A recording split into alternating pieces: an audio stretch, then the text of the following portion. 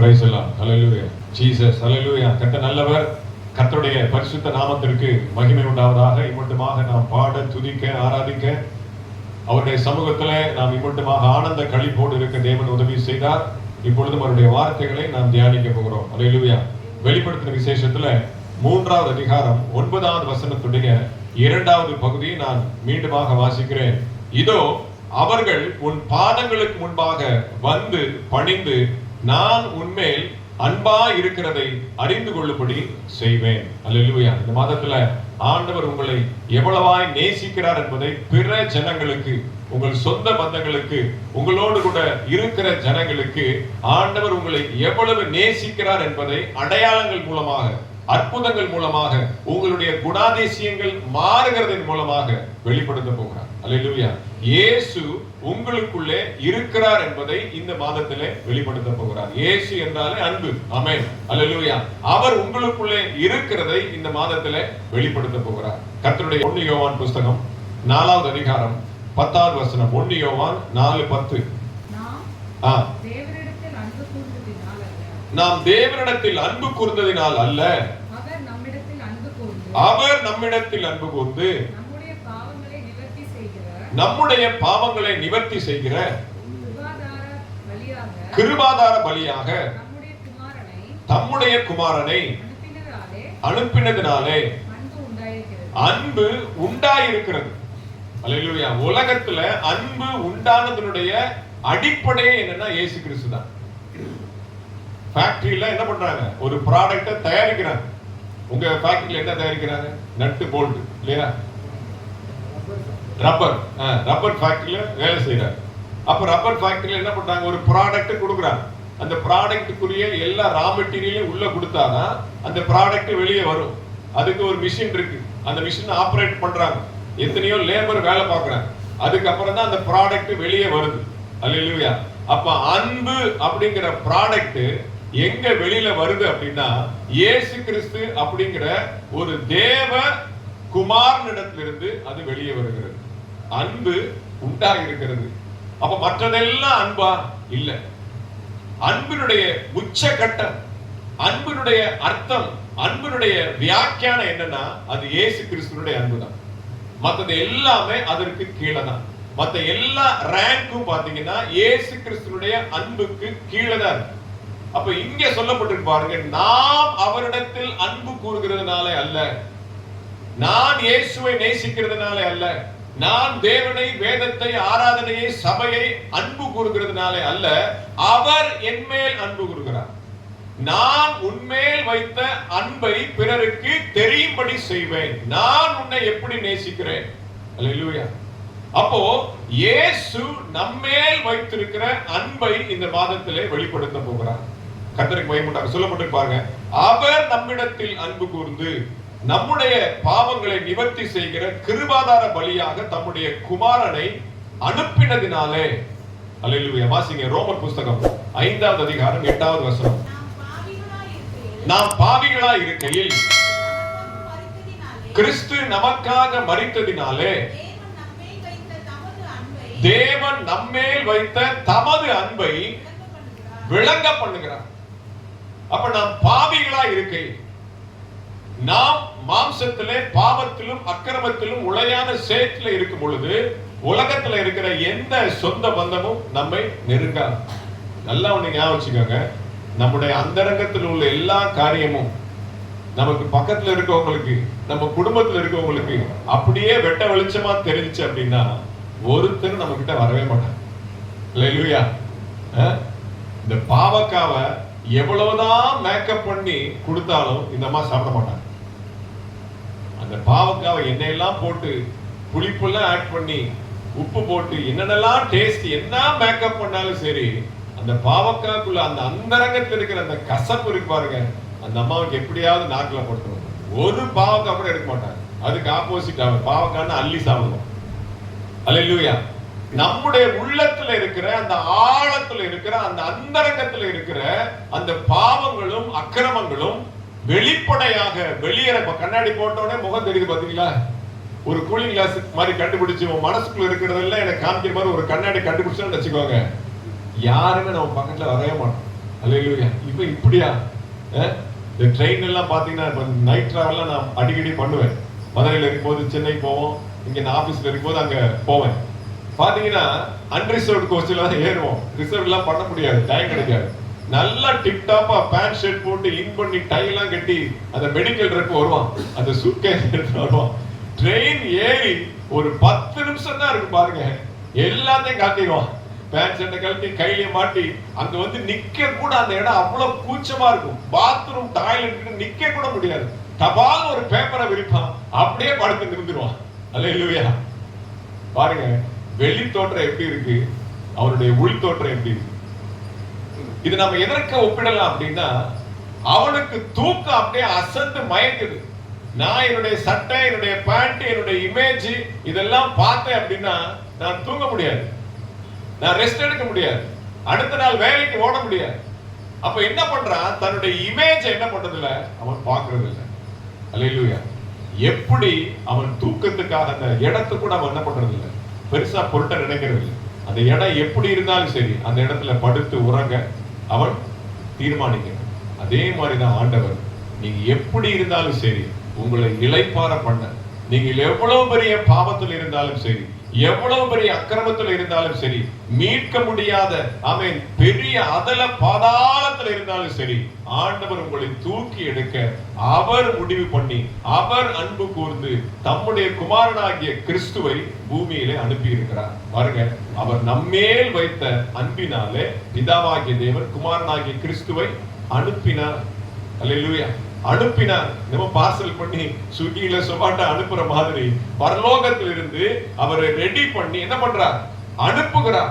அப்ப அனுப்புகிற தேவன் எப்படி அனுப்புகிறார் அப்படின்னா அதைத்தான் நம்ம இன்னைக்கு பார்க்க போறோம். வாசிங்க, ரோமர் புஸ்தகம் 8வது அதிகாரம் 32வது வசனம். தம்முடைய சொந்த குமாரன் என்றும் பாராமல் நம் எல்லாருக்காகவும் அவரை ஒப்பு கொடுத்தவர், அவரோட கூட மற்ற எல்லாவற்றையும் நமக்கு அருளாதிருப்பது எப்படி? அல்லேலூயா. தம்முடைய சொந்த குமாரன் என்று பாராமல். நம்முடைய பிள்ளைகளை எப்படி பார்த்து பார்த்து வளர்க்கிறோம்.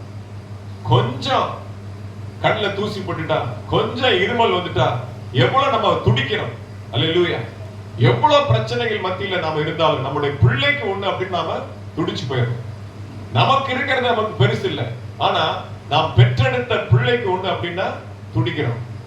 அந்த அம்மாவுக்கு பொண்ணு கல்யாணம் ஆகி பேரனே பெற்றுட்டாங்க. அப்போ அந்த பிள்ளைக்கே குழந்தை பிறந்துடுச்சு. ஆனா பாருங்க, இந்த பெத்த வயிறு தான் பிள்ளைக்கு துடிக்குது. அல்லேலூயா. அப்ப அவளுக்கு காய்ச்சல் ஒண்ணு ஆயிடுச்சு, நான் ஏதோ மாத்தி கொடுத்துட்டேனோ, அதை பண்ணிட்டேனோ. அப்போ டில்லிக்கு ராஜாவானாலும் தாய்க்கு என்னது, பிள்ளைதான். அப்ப எவ்வளவு பெரிய உயர்ந்த ஸ்தானத்துக்கு போனாலும் நம்முடைய பிள்ளைக்கு ஒண்ணு அப்படின்ன உடனே நாம் கதறி துடிச்சோம். அல்லேலூயா. அப்போ அந்த அளவுக்கு நம்முடைய பிள்ளைகளின் மேல் நாம் அளவு கடந்த பாசத்தை நாம் வைத்திருக்கிறோம்.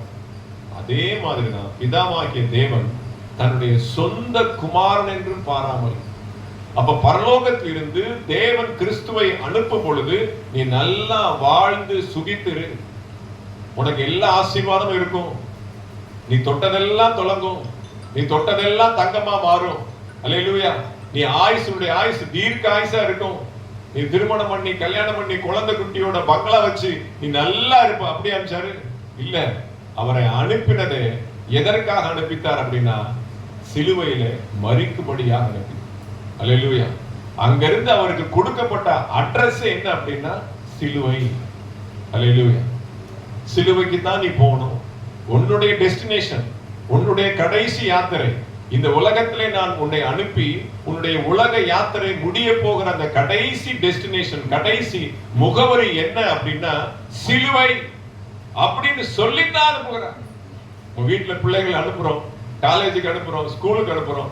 எப்படி ஜெபம் பண்ணி ஆசீர்வாதமா நல்ல வசனத்தை சொல்லி ஜெபம் பண்ணி அனுப்புவோம். ஆனா ஆண்டவர் என்ன பண்றாரு, ஜெபம் பண்ணி நீ செத்து போ, நீ மரித்து போ அப்படின்னு ஆண்டவர் அனுப்புகிறார். அல்லேலூயா. எவ்வளவு ஒரு கொடுமையான ஒரு காரியம் பார்த்தீங்களா? இன்னும் நான் ஆழமா உங்களுக்கு சொல்லும் பொழுது அந்த வார்த்தையை நீங்கள் எந்த அளவுக்கு தாகத்தோடு பெற்றுக் கொள்ளுகிறீங்களோ அந்த அளவுக்கு சிலுவையின் அன்பு உங்கள் இருதயத்தை உடைக்கும். கர்த்தருக்கு ஸ்தோத்திரம். அது எப்படி? வாசிங்க, ரோமர் புஸ்தகம் 8வது அதிகாரம் 3வது வசனத்தை வாசி. அது எப்படி எனில்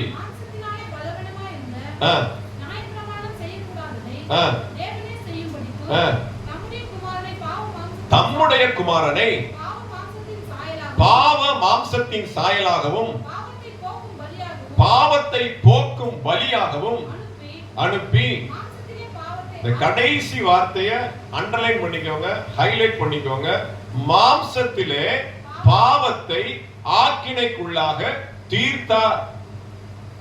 பிதாவாகிய தேவன் கிறிஸ்துவை எதற்காக அனுப்பினார் அப்படின்னா, பாவ மாம்சத்தின் சாயலாக பரிசுத்தராகிய தேவனை, பரிசுத்தராகிய தம்முடைய குமாரனை எப்படி மாத்துறாரா?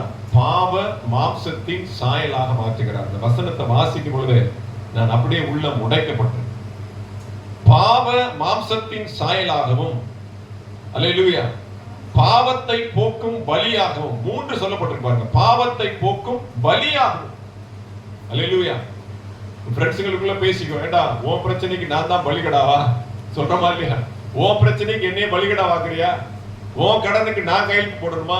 நான் ஜாமீன் போடணுமா? நீ ஓடி போயிடுவ, நான் மாட்டிக்கணுமா? நான் பலிகடாவா மாறணுமா? ஆமே, உங்களுக்காக எனக்காக கிறிஸ்துவை பலி கடாவாக ஆண்டவர் மாற்றினார். அல்லேலூயா. பாவ மாம்சத்தின் சாயலாக. ஆமே. அப்ப பாவத்தை பரிகரிக்கணும் அப்படின்னா ஒரு பலி செலுத்தப்பட வேண்டும். ரத்தம் சிந்துதல் இல்லாமல் பாவ மன்னிப்பு கிடையாது. அல்லேலூயா. அப்ப ரத்தம் சிந்தப்பட வேண்டும் என்பதற்காக அவரை ஒரு பலியாக, அந்த பலிக்கு என்ன பெயர் சொல்லப்பட்டிருக்கு? கிருபாதார பலியாக. ஆமென். அல்லேலூயா. அப்ப தம்முடைய சொந்த குமாரன் என்றும் பாராமல் அவரை பாவ மாம்சத்தின் சாயலாக மாற்றி, அவருடைய பாவத்தின் பலியாக அவரை மாற்றி, பலி கடாவ அவர் மாற்றினபடினாலே, அல்லேலூயா, அப்போ அதற்கு பேர் தான் கிருபாதார பலி. பிதாவாகிய தேவன் விட்டு கொடுக்கிறார், தன்னுடைய குமாரனை விட்டு கொடுக்கிறார், தன்னுடைய சொந்த குமாரனை நமக்காக விட்டு கொடுக்கிறார். அல்லேலூயா. அப்ப பாவ மாம்சத்தின் சாயலாக மாற்றி, இதோடு மட்டும் விடல, அவர் முகத்தை மட்டும் பாவத்தின் சாயலாக மாற்றல. அல்லேலூயா. கடைசி வார்த்தை தான் ரொம்ப கொடுமையான வார்த்தை அங்க சொல்லப்பட்டிருக்கு பாருங்க. பாவத்தை மாம்சத்திலே, நல்லா கவனிங்க, மாம்சத்திலே பாவத்தை ஆக்கினைக்குள்ளாக தீர்த்தார். எந்த மாம்சத்துல? இயேசு கிறிஸ்துவுடைய மாம்சத்துல. இப்ப நம்ம இங்க அப்பம் தயாரித்து வச்சிருக்கிறோம். இயேசு கிறிஸ்துவுடைய மாம்சத்திற்கு ஒப்பான அப்பம். இந்த அப்பத்தை நாம இன்னைக்கு திருவிருந்துல எடுத்துக்கொள்ள போகிறோம், புசிக்க போகிறோம். அதை எப்படி நாம புசிக்க போகிறோம் அப்படின்னா, கல்வாரி சிலுவையில இயேசு கிறிஸ்துவுடைய மாம்சம் எப்படி பாடுபட்டதோ அந்த பாடுகளுக்கு ஒப்பாக அந்த மாம்சத்தை இந்த அப்பமாக நாம் என்ன பண்ண போறோம்? இன்றைக்கு புசிக்க போகிறோம். அந்த ஒரு வார்த்தையை நீங்க தனித்து மீண்டும் மீண்டும் மீண்டும் நீங்க ஜெபித்து தியானித்து பாருங்க. அங்க சொல்லப்பட்டிருக்கு பாருங்க, மாம்சத்திலே பாவத்தை ஆக்கினைக்குள்ளாக தீர்த்தார். பாவத்தை மாம்சத்திலே ஆக்கினைக்குள்ளாக தீர்த்தார். மாம்சத்திலே பாவத்தை ஆக்கினைக்குள்ளாக தீர்க்கிறார். என்ன அதுல உண்மையான ஆழமான கருத்து என்ன அப்படின்னா, நம்ம எல்லார் மேல உள்ள கோபத்தை, நாம் பாவிகளா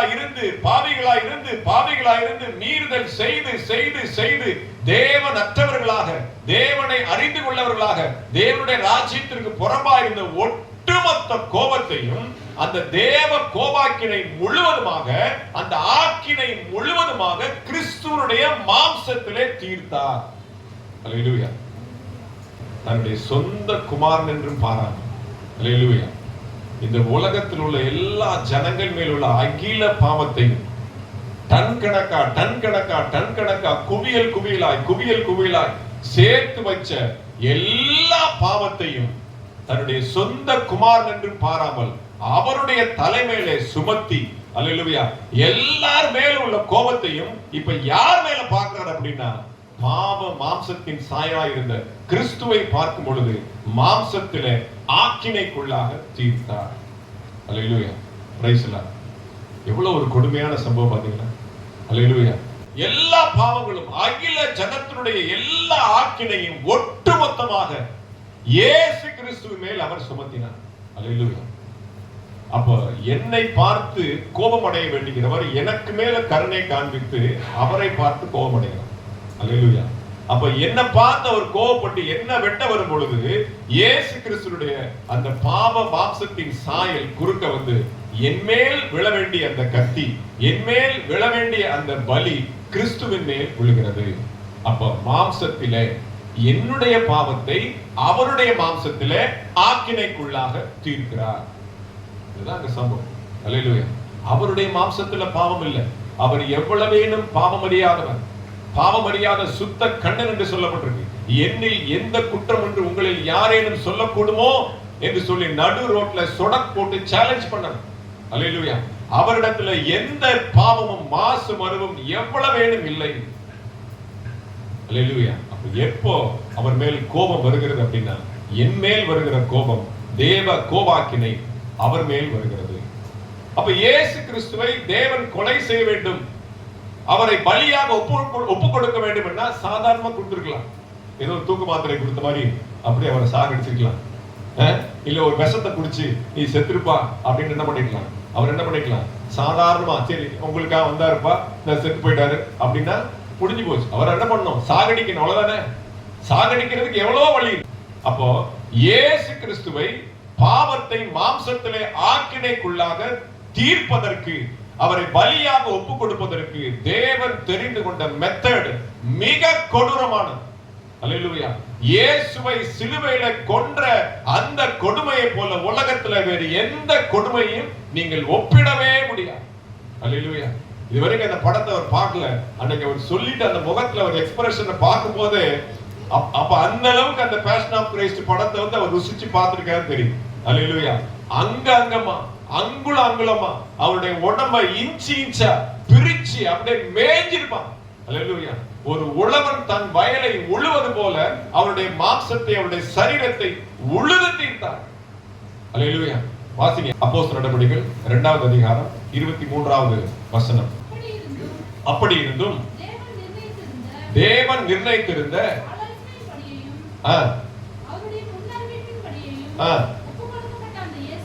ஒப்பு கொடுக்கப்பட்ட அந்த இயேசுவை நீங்கள் பிடித்து, அந்த லைனை நீங்க அண்டர்லைன் பண்ணிக்கோங்க. ஒப்பு கொடுக்கப்பட்ட அந்த இயேசுவை நீங்கள் பிடித்து, வாசிங்க, அக்கிரமக்காரருடைய கைகளிலே சிலுவையில் ஆணி அடித்து கொலை செய்தீர்கள். அல்லேலூயா. இது யாருடைய தீர்மானம்? அங்க இருந்த பிரதான ஆசாரியன், சதுசேயர்கள், அவங்களுடைய தீர்மானமா, ரோமர்களுடைய தீர்மானமா? இல்ல. என்ன சொல்லப்பட்டு பாருங்க, தேவ நிர்ணயத்தின் ஆலோசனையின்படியும், தேவன் நிர்ணயித்திருந்த ஆலோசனையின்படி. இவங்க எல்லாம் கேரக்டர் தான். இயேசுவை சிலுவையில் அடிப்பதற்கு காரணமா இருந்தவங்க எல்லாம் கேரக்டர் தான். இவங்களை பின்னாடி இருந்து இயக்குகிற டைரக்டர் யாரு? பிதாவாகிய தேவன். அல்லேலூயா. அப்போ அங்க மெயினா பார்க்க வேண்டியது என்ன அப்படின்னா, அக்கிரமக்காரனுடைய கைகளிலே இயேசுவை கொலை செய்தீர்கள். நான் ஒரு ஷார்ட்ஸ் கூட உங்களுக்கு நான் போட்டுப்பேன், நீங்க ஸ்டேட்டஸ்ல பார்த்தா தெரியும். இந்த சிலுவையில் அவர் என்னென்ன பாடுபட்டார்னு சொல்லி சில காரியங்களை போட்டுக்கிறார். 350 சேவர்கள், 50 குதிரை வீரர்கள், இவ்வளவு பாரமான சிலுவை, அந்த ஆணியில் அடிச்சவங்க, சிலுவையில ஒரு சாட்டையால் அடிச்சவங்க எல்லாமே பாத்தீங்கன்னா கொஞ்சம் கூட தயவு தாட்சியம் இல்லாத நபர்கள். இயேசுவை சிலுவையிலே பாடுபடுத்தின அந்த நபர்கள் எல்லாருமே இரக்கம்னா என்னன்னே அவங்களுக்கு தெரியாது, தயவுன்னா என்னன்னே தெரியாது. ஒருத்தன் கிடைச்சா அப்படின்னா அவனை அக்கு வேற ஆணி வேற கிழிச்சு மேலதான் அவங்களுக்கு தெரியும். தயவுன்னா என்னன்னு தெரியாது, இரக்கம்னா என்ன. அதான் அக்கிரமக்காரனுடைய கைகளிலே இயேசுவை கொலை செய்தீர்கள். ஏதோ நல்லவன் கையில கொடுத்தா கூட கொஞ்சம் ரொம்ப கஷ்டப்படுறாருப்பா, போதும் 40 அடி வேணாம் 20 அடியில நிப்பாட்டி, ரொம்ப கஷ்டப்படுறாரு பாரு, கண்ணீரோடு இருக்கிறாரு. என்ன இவ்வளவா அடிப்பீங்க, இவ்வளவு போட்டு சாட்டையில போட்டு அவரை போட்டு இவ்வளவு அடி அடிச்சா எப்படிப்பா தாங்குவாரு? இனி அதுக்கப்புறம் சிலுவை வேற தூக்கணும், சிலுவை தூக்கி அத்தனை கிலோமீட்டர் நடக்க, எவ்வளவோ கிலோ வெயிட், இப்பவே சோறு இல்ல, சாப்பாடு இல்ல, தண்ணி இல்ல, எப்படி மலை மேல ஏறுவாரு? இவ்வளவு இந்த பாரமான சிலுவை தூக்கிட்டு எப்படி மலை மேல ஏறுவாரு? அப்புறம் அங்க வேற போய் அவர் ஆணி அடிக்கணும், அங்க வேற போய் சிலுவையில தலையில முள்முடி வைக்கணும், கால்ல ஆணி குத்தணும், இங்கவே போட்டு இப்படி அடி அடிச்சீங்கன்னா நினைக்கவே இல்லை. அல்லேலூயா. இரக்கம்னா என்னன்னு தெரியாது. அல்லேலூயா. அப்படியே கொடுமையான ஆட்கள், அக்கிரமக்காரருடைய கைகளிலே அவரை ஒப்பு கொடுத்தார். அல்லேலூயா. நம்ம எல்லாம் பிள்ளைய கல்யாணம் பண்ணி கொடுக்கும்போது எப்படி பாக்குறோம்? மாப்பிள்ளை அப்படியா, மாப்பிள்ளை இப்படியா? பிதாவாகிய தேவன் நம்முடைய சொந்த குமாரன் என்று பாராமல் ஒரு சாதாரண கொலையில அவருடைய பலியை கொடுக்காதபடிக்கு அக்கிரமக்காரனுடைய கைகளில மிக கொடூரமாக அவரை கொலை செய்ய அவர் ஒப்பு கொடுத்தார். வாசிங்க ஏசாயா புஸ்தகம் 53வது அதிகாரம் 10வது வசனம். கர்த்தரோ அவரை நொறுக்க சித்தமாகி,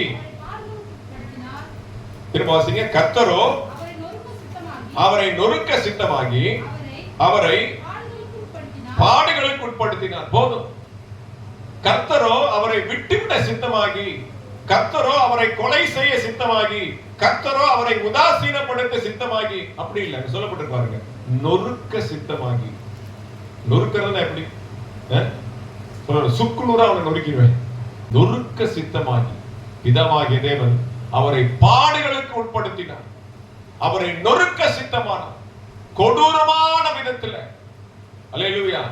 அப்போ இந்த கோர காட்சியை கண்டு, அல்லேலூயா, உருகாதோ நெஞ்சம் கலங்காதோ நெஞ்சம் ஒரு பாட்டு. அல்லேலூயா. இந்த கோர காட்சியை பார்த்து, அந்த சிலுவையின் காட்சியை பார்த்து அதை தியானிக்கிற, அதை நோக்கி செபிக்கிற, அந்த வார்த்தைகளை வாசிக்கிற, அந்த படக்காட்சியை பார்க்கிற, அதை சிந்திக்கிற, தியானிக்கிற எந்த மனுஷனுக்கு ஏதாவது ஒரு மூலையில அவனுக்கு தேவனுடைய அன்பு ஊற்றப்பட வேண்டும் என்பதற்காக பிதாவாகிய தேவன் அவரை நொறுக்க சித்தமானார். அல்லேலூயா. எதற்காக? அவர் நம்மேல் வைத்த அன்பை விளங்க செய்வதற்காக. நான் உண்மையில் அன்பா இருக்கிறதை அறிபடி செய்வேன். எப்படி செஞ்சாரு? இயேசுவை நமக்காக சிலுவையில அடித்தது நிமித்தமாக அவர் நம்மேல் வைத்த அன்பை விளங்க பண்ணும்படி செய்தார். அல்லேலூயா.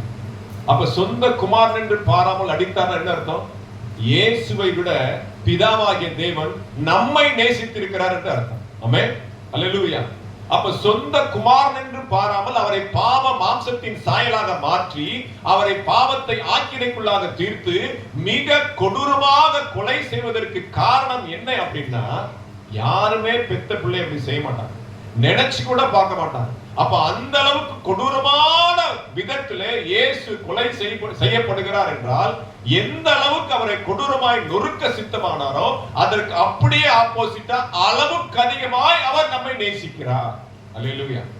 எந்த அளவுக்கு இயேசுவை பிதாவாகிய தேவன் பாடுகளுக்கு உட்படுத்தினாரோ அந்த அளவுக்கு நம்மை அதிகமாய் நேசிக்கிறார். நாம் நல்ல சுகமா இருக்கணும், ஆசீர்வாதமா இருக்கணும், பாதுகாப்பா இருக்கணும், நிம்மதியா இருக்கணும், சந்தோஷமா இருக்கணும், சமாதானமா இருக்கணும், ஐஸ்வர்ய சம்பன்னராய் நாம் இருக்க வேண்டும் என்பதற்காக அவரை அப்படியே ஆப்போசிட் அவரை ட்ரீட் பண்றார். அல்லேலூயா. அப்போ அவர் நம்மேல் வைத்த அன்பு எப்படி வெளியில வருது அப்படின்னா, எப்படி தெரிய பண்ணுகிறார் அப்படின்னா, இயேசுவை எந்த விதமாக அவர் கொலை செய்தார், எப்படி அவர் நிர்ணயித்திருந்தார், அவரை நொறுக்க சித்தமாகி அவரை பாடுகளுக்கு உட்படுத்தி அவமானப்படுத்தி வார்த்தையில ஒருத்தன் கொள்றான். அல்லேலூயா. நீதான் ரட்சகர் என்றால் இறங்கி வா. ஒருத்தன் கையில கொள்றான், வால்ல கொள்றான், ஆணியில கொள்றான், இன்னொருத்தன் மனசுல குத்துறான், வார்த்தையில குத்துறான், வெறி வர வைக்கிறான். மாம்சத்துல தான் அப்படியே ஒரு ஒண்ணுமே சொன்ன இல்லாம அந்த அடியெல்லாம் தாங்குறாரு. சரி, அவருடைய மனசையாவது நம்ம ட்ரிகர் பண்ணலாம், அவரை கோபம் ஊட்டலாம் அப்படின்னு தகாத வார்த்தைகளாலே தூஷணமாய் பேசினார்கள். பாருங்க, மனசுலையும் அவர் அப்படியே இருந்தார். அல்லேலூயா. மயிர் கத்தரிக்கப்படுகிற ஆட்டை போல அவர் ஒன்றும் மாறுத்தரம் பேசாதிருந்தார். அல்லேலூயா. அப்போ பிதாவாகிய தேவன் எந்த நோக்கத்திற்காக இயேசுவை அனுப்பினாலும் அதுக்கு அப்படியே தன்னை முழுமையாக சமர்ப்பித்தவர் இயேசு. எதற்காக? அவர் நம்மேல் வைத்த அன்பு வெளிப்பட வேண்டும் என்பதற்காக. அல்லேலூயா.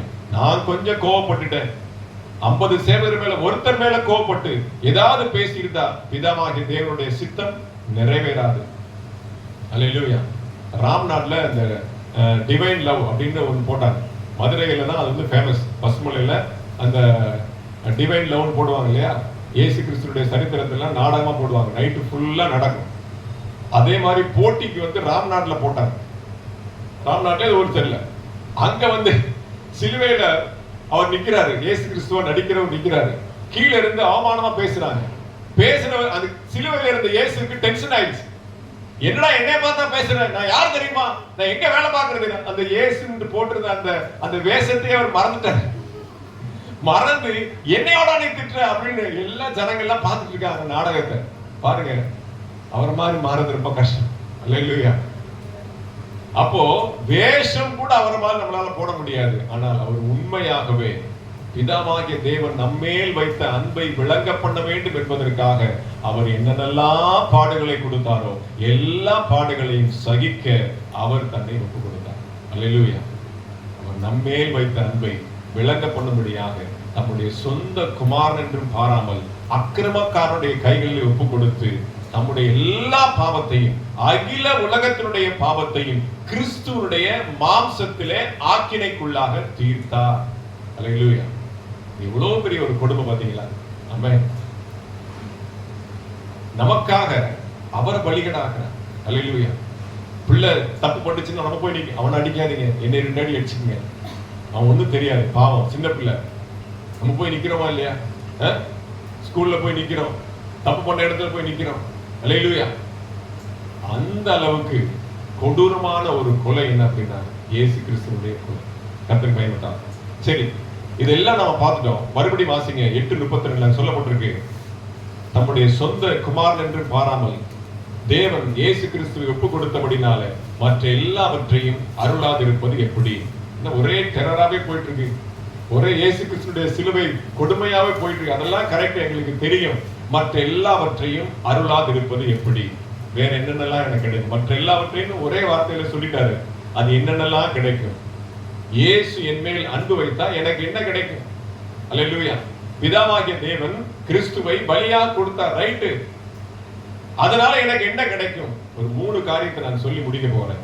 வாசிங்க லூக்கா 13:16.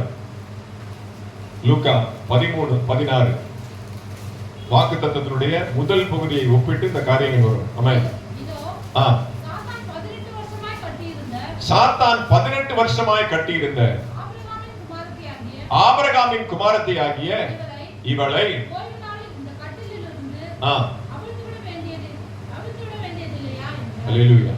18 வருஷமாய் கட்டியிருந்த அந்த கட்டை ஆண்டவர் அன்றைக்கு அவிழ்த்து விடுகிறார். அவளும் ஆலயத்துக்கு தான் வரா, வருஷக்கணக்கு ஆலயத்துக்கு வந்துகிட்டே தான் இருக்கிறார். ஆனா அவருடைய பிரச்சனை போகல. சொல்லப்பட்டிருக்கு 11ஆம் வசனத்துல, எவ்வளவு வேணும் அவள் நிமிரக்கூடாதா இருந்தது. அல்லேலூயா. இன்னொரு ரகசியத்தை நான் உங்களுக்கு சொல்றேன். ஆதி முதல் ஆதாம் துவக்கி இயேசு கிறிஸ்து வரைக்கும் சாத்தானுடைய பார்வை ஒருத்தர் மேல ஒருத்தர் அப்படியே மாறிக்கொண்டே போகிறது. யார் மேசியா, யார் மேசியா, யார் ரட்சகர், யார் ரட்சகர். அவங்களை கொலை செஞ்சிட்டோம் அப்படின்னா ஜனங்கள் பூரா நம்ம வசத்துல கொண்டு வந்துடலாம், எல்லாரும் நம்முடைய கைக்குள்ள கொண்டு வந்துடலாம்.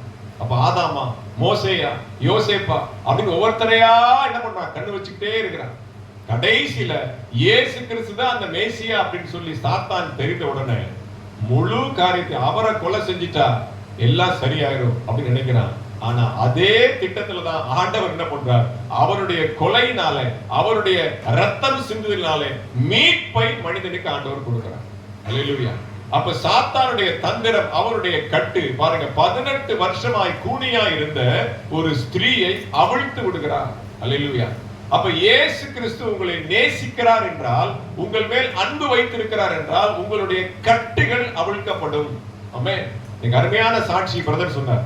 நான் வேதத்தை வாசிக்கிறதுக்கு முன்பாக என்னுடைய கேரக்டர் வேற, நான் அதிகமா கோவப்படுவேன், யாரையும் புரிஞ்சிக்க மாட்டேன், யாரையும் விட்டு கொடுக்க மாட்டேன், இதெல்லாம் கட்டு. ஆமென். அப்ப தேவன் அவரை நேசித்தபடினாலே, அவரை அன்பு வைத்தபடினாலே கட்டுகள் எல்லாம் அவிழ்க்கப்படுகிறது. அல்லேலூயா. பல ஆண்டுகளாக அவருடைய ஜென்ம சுபாவம், அவருடைய கேரக்டர் யார் சொல்லியும் மாறாத அந்த குணம் வேதத்தை வாசிக்கிறனாலே அவருக்கு என்ன ஆயிருது? அந்த கட்டுகள் அப்படியே கலந்து போகும். அப்ப சாத்தானுடைய பிடியில இருந்த எல்லா தேவ ஜனங்களும் விடுவிக்கப்பட வேண்டுமானால், அந்த கட்டுகள் அவிழ்க்கப்பட வேண்டுமானால், தேவ அன்பு அவர்கள் மேல் அதிகமாய் வருவதற்கு அவர்கள் இடம் கொடுக்க வேண்டும். அல்லேலூயா. அடுத்து யோவான் 11:36. யோவான் 11:36.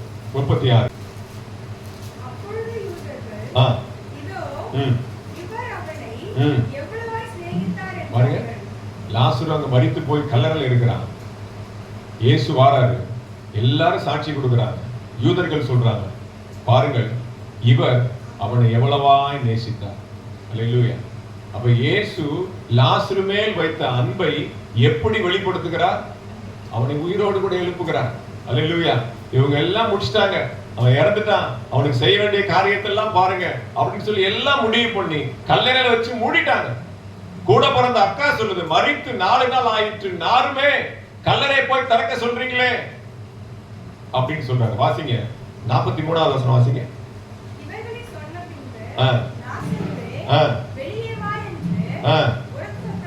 உரத்த சத்தமாய். பியூலா தூங்கும்போது பியூலா அப்படின்னா எந்திரிக்காது, பியூலா அப்படின்னா எந்திரிக்க. ஏன்னா அவன் தூங்கிட்டு இருக்காரு. சொல்றாரு, என்ன சொல்றாரு? லாசரு மரிக்கவில்லை, அவன் நித்திரையா இருக்கிறான், அவன் தூங்கிட்டு இருக்கான், அவனை போய் எழுப்பணும். தூங்குறாள், எப்படி எழுப்பணும்? லாசருவே வெளியே வா அப்படின்னா அவன் தூங்கிட்டே தான் இருப்பான். பியூலாவை எழுப்புற மாதிரி எழுப்பணும், பியூலா அந்த மாதிரி. லாசருவே வெளியே வா அப்படின்னு பாருங்க, மரித்தவன் உயிர் தெழுகிறான்.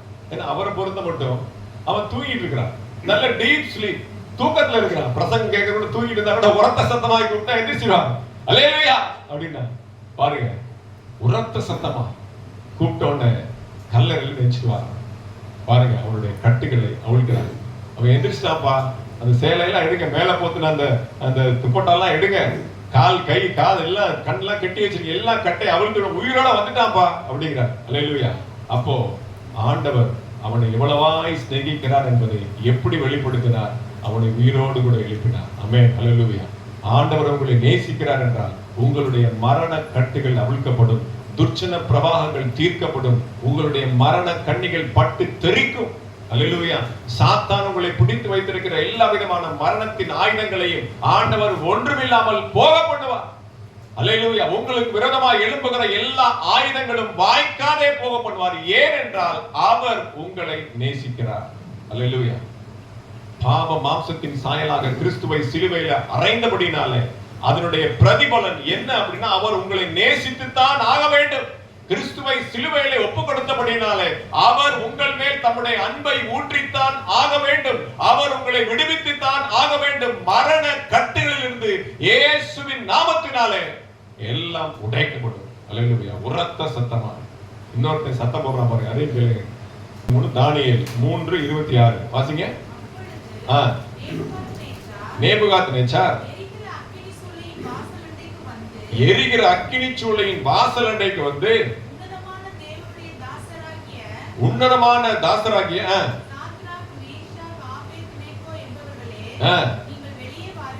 வெளியே வாருங்கள், லாசருவே நீ வெளியே வா அப்படின்னு ஆண்டவர் சொன்ன மாதிரி நேபுகாத்நேச்சார் என்ன பண்றான்?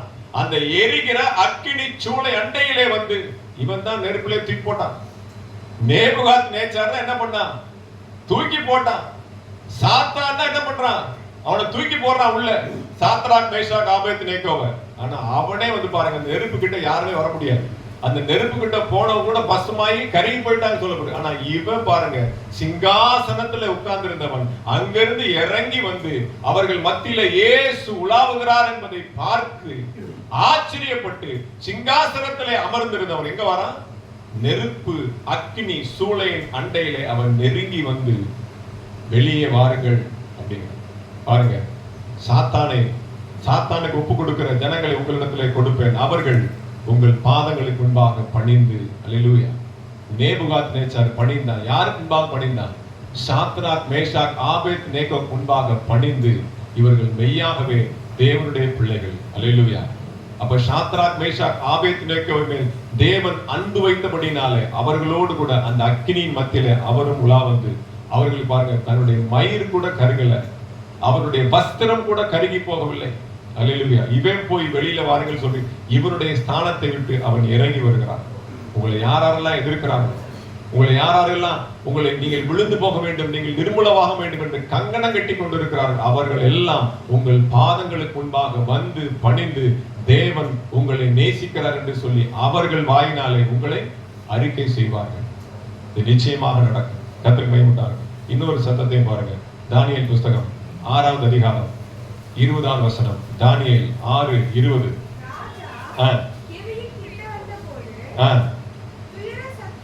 இது என்ன சத்தமா? துயர சத்தமா. இது உரத்த சத்தம் இல்ல. ராஜா கெபின் அண்டையிலே வந்து தானியேலை பார்த்தனா துயர சத்தமா தானியேலை கூப்பிட்டு, தானியேலே,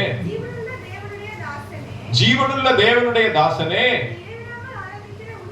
நீ இடைவிடாமல் ஆராதிக்கிற உன் தேவன் உன்னை சிங்கங்களுக்கு தப்புவிக்க வல்லவரா இருந்தாரா? பாருங்க, எல்லாம் இந்த சிங்க குகையில போட்டதே இந்த தரியு தான்.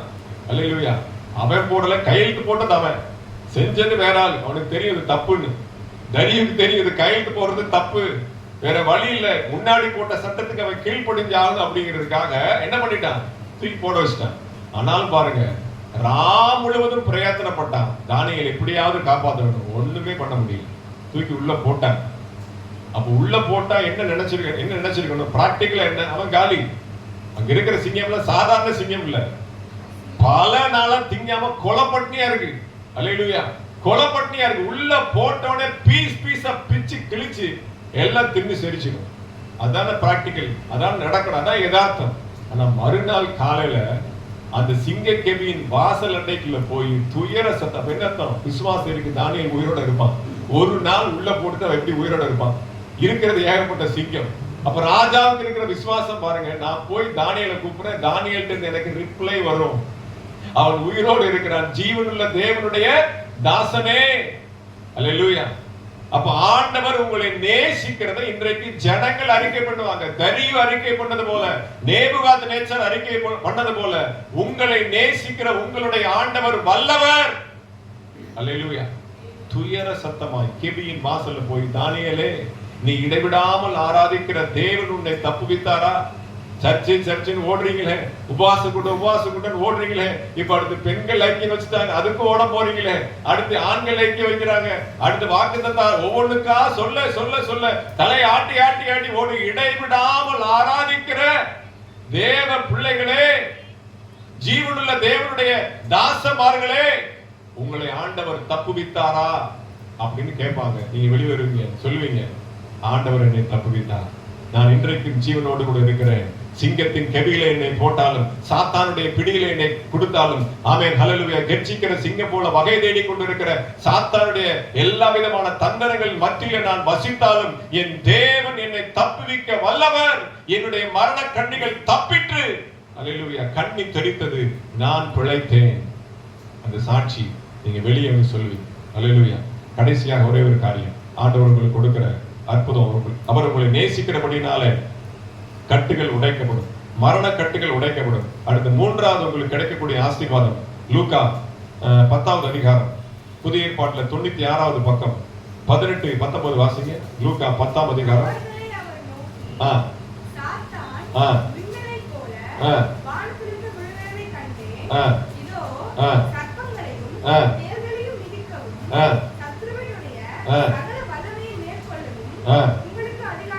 அல்லேலூயா. ஆண்டவர் உங்களை நேசிக்கிறார் என்றால் உங்களுக்கு அடுத்து என்ன கிஃப்ட் கொடுக்கிறார்? மற்ற எல்லாவற்றையும் அருளாதிருப்பது எப்படி?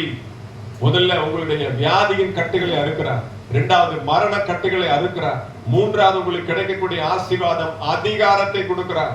ஆண்டவர் உங்களை நேசிக்கிறபடினாலே உங்களுடைய கட்டுகள் மாத்திரம் அல்ல, நீங்க யாருக்கு போய் ஜெபம் பண்றீங்களோ அங்க பிசாசுகள் ஓடும், வியாதிகள் மறையும். அல்லேலூயா. சர்ப்பங்களை எடுப்பீர்கள், தேள்களை மிதிக்கவும், சத்துருவுடைய சகல வல்லமையும் மேற்கொள்ளக்கூடிய அத்தாரிட்டி, பவர். ஆண்டவர் உங்களை நேசிக்கிறபடினாலே, அவர் உங்கள் மேல் அன்பு வைத்திருக்கிறபடினாலே எல்லாவித வல்லமைகளையும் மேற்கொள்ளக்கூடிய அதிகாரத்தை ஆண்டவர் உங்களுக்கு கொடுக்கிறார். சாத்தானுடைய தந்திரங்களை அறிந்து கொள்ளக்கூடிய ஞான கண்களை கொடுக்கிறார். சாத்தானுடைய தந்திரங்களை நாம் அறியாதிருக்கிறவர்கள் அல்லவே என்று நாம் தைரியமாய் சொல்லக்கூடிய எல்லா வெளிப்பாடுகளையும் வரங்களையும் ஆண்டவர் நமக்கு கொடுக்கிறார். அல்லேலூயா. அப்போ அவர் நம்மை நேசிக்கிறபடினாலே மூன்றாவதாக நமக்கு கிடைக்கக்கூடிய ஆசீர்வாதம், தேவனுடைய அதிகாரம் நம்முடைய கையிலே கிடைக்கிறது. அல்லேலூயா. கர்த்தர் நல்லவர். 2 கண்டிஷனை மாத்திரம் நாம் பார்த்து முடிக்கலாம். கலாத்தியர் புஸ்தகம் 3வது அதிகாரம் 20வது வசனம். கலாத்தியர் 3:20. இந்த 3 ஆசீர்வாதங்களும் தேவன் கொடுக்கிற இந்த 3 வல்லமையும் நமக்கு கிடைக்க வேண்டும் என்றால் நாம் செய்ய வேண்டிய 2 காரியம் இருக்கிறது. வாசிங்க. சாரி, 2:20. வாசிங்க. கரெக்ட் தான். ஆயினும் பிழைத்திருக்கிறேன், இனி நான் அல்ல, கிறிஸ்துவே எனக்குள் பிழைத்திருக்கிறார். நான் இப்பொழுது மாம்சத்தில் என்னில் அன்பு கூர்ந்து எனக்காக தம்மை தாமே ஒப்பு கொடுத்த தேவனுடைய குமாரனை பற்றும் விசுவாசத்தினாலே பிழைத்திருக்கிறேன். இயேசு உங்கள் மேல் அன்பா இருக்கிறார் என்று சொல்லி நீங்க நிச்சயமா அறிந்தீங்க அப்படின்னா, அதை உணர்ந்தீங்க அப்படின்னா, உங்கள் வாயிலிருந்து புறப்படக்கூடிய விசுவாச அறிக்கை என்ன அப்படின்னா, நான் பிழைத்திருக்கிறது கிறிஸ்துவினாலே பிழைத்திருக்கிறேன். என்னுடைய சொந்த உழைப்பினால் அல்ல, நான் சொத்து சேர்த்து வச்சிருக்கேன், நான் படிச்சிருக்கிறேன், நான் வேலை பார்க்கிறேன், நான் சம்பாதிக்கிறேன், அதனால இல்ல. நான் நிற்பதும் நிர்மூலமாகாமல் இருப்பதும் தேவ கிருபையே. அல்லேலூயா. நான் மாம்சத்திலே, அதாவது இப்ப நான் உயிரோடு இருக்கிறது, இப்பொழுது நான் மாம்சத்திலே பிழைத்திருக்கிறது கிறிஸ்துவினால் பிழைத்திருக்கிறேன். அந்த உணர்வு உங்களுக்கு வேண்டும். அதான் டிமாண்ட். அல்லேலூயா. ஆண்டவர் உங்களிடத்தில் எதிர்பார்க்கிற காரியம் என்னன்னா, நான் கிறிஸ்துவினால் பிழைத்திருக்கிறேன் அப்படிங்கிற எண்ணம் எப்பொழுதும் உங்களுக்கு இருக்கு. என்னுடைய சுய முயற்சினால், என்னுடைய ஞானத்தினால், என்னுடைய எல்லா விதமான உலக பிரகாரமான ஆசீர்வாதத்தினால நான் இருக்கிறேன் ஒரு நாளை நீங்க சொல்லவே கூடாது. நான் கிறிஸ்துவினால பிழைத்திருக்கிறேன். அடுத்த இரண்டாவது தானியேல் 6:22 வாசிங்க. தானியேல் 6:22.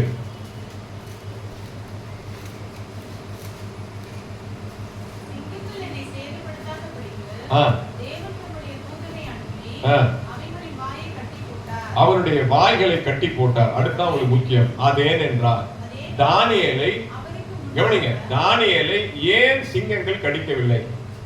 அவ்வளவு கொலை பசியா இருந்த அந்த சிங்கங்கள் தானியேலை ஏன் கடிக்க, அதுக்கு அவனே ரீசன் சொல்றான். அது ஏனென்றால், ஏன் என்னைய கடிக்கல அப்படின்னா, அது ஏனென்றால் வாசிங்க, அவருக்கு முன்பாக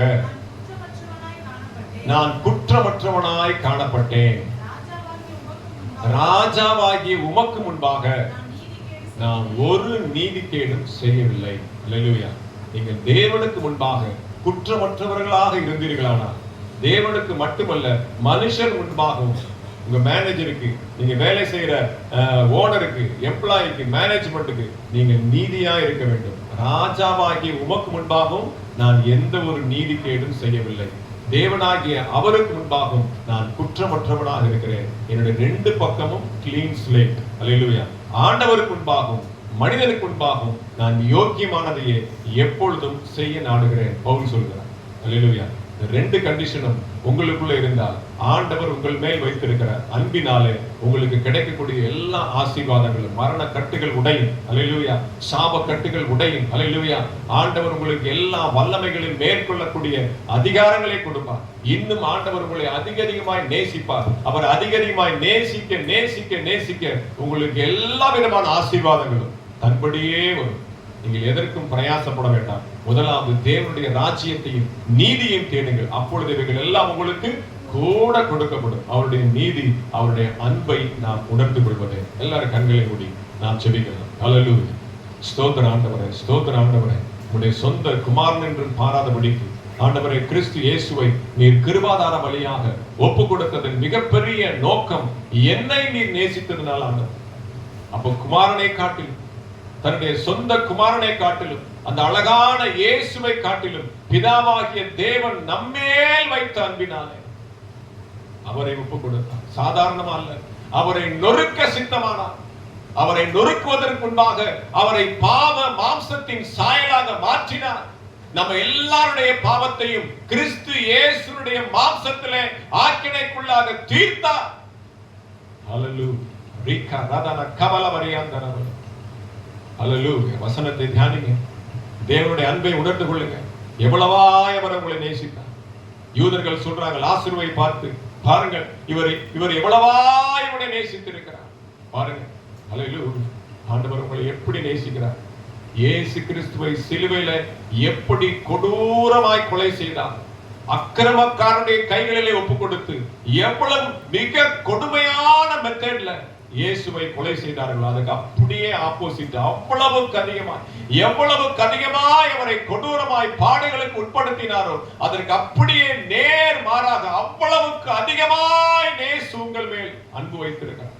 பிதாவாகிய தேவன் உங்கள் மேல் அதிகமாய் அன்பு வைத்திருக்கிறார். அதை ஒரு நாளும் நீங்க மறந்து போகாது. அல்லேலூயா. கிருபாதார பலி. என் ஆண்டவர் எனக்காக பலியானார். உங்களுக்கு நன்றி செலுத்துகிறோம் ஆண்டவர். அன்பின் பரலோகத்தின் பிதா, இந்த ஆசீர்வதிக்கப்பட்ட இந்த நல்ல ஆண்டவரை பகல் வேலைக்காக நமக்கு நன்றி செலுத்துகிறோம். நீர் எங்கள் மேல் வைத்திருந்த அன்பை நாங்கள் இம்மட்டுமாய் தியானிக்க கிருபை தந்தீரே. இந்த அன்பிலே நாங்கள் நிலைத்திருக்க கர்த்தர் எங்களுக்கு உதவி செய்கிறார். பிதாவாகிய தேவனுக்கு முன்பாக ஆண்டவரே நாங்கள் குற்றமற்றவர்களாய் காணப்பட, ஆண்டவரே இந்த உலகத்தினுடைய மனுஷர்களுக்கு முன்பாக எந்த நீதி கேடும் எங்களுக்குள்ளே வராதபடிக்கு நாங்கள் பரிசுத்தம் உள்ள பிள்ளைகளாக, சாட்சி உள்ள பிள்ளைகளாக ஆண்டவரே நாங்கள் ஜீவிக்க கர்த்தர் எங்களுக்கு உதவி செய்கிறார். ஆசீர்வதி திருவிருந்து ஆராதனை கர்த்தர் பொறுப்பெடுப்பீராக.